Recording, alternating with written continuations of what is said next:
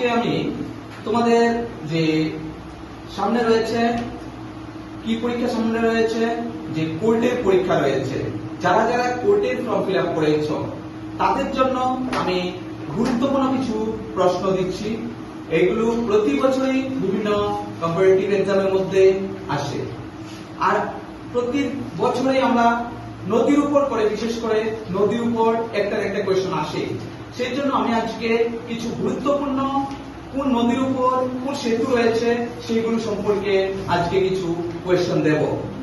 আমি দেখো আজকে দিয়েছি যে রতনমণি সেতু কোন নদীর উপর অবস্থিত। তাহলে রতনমণি সেতুটা আমরা লিখব মুহুরী নদীর উপর অবস্থিত, রতনমণি সেতু। নেক্সট কোয়েশ্চেন দিয়েছি দেখো, চিন্তামণি সেতু কোন নদীর তীরে অবস্থিত। চিন্তামণি সেতু কোন নদীর তীরে অবস্থিত, আমরা লিখব যে গোমতী নদীর তীরে অবস্থিত।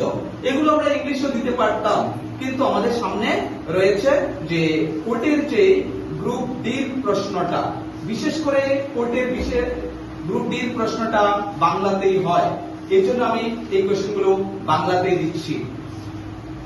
নেক্সট কোয়েশ্চনটা হলো, সংহতি সেতু কোন নদীর তীরে অবস্থিত।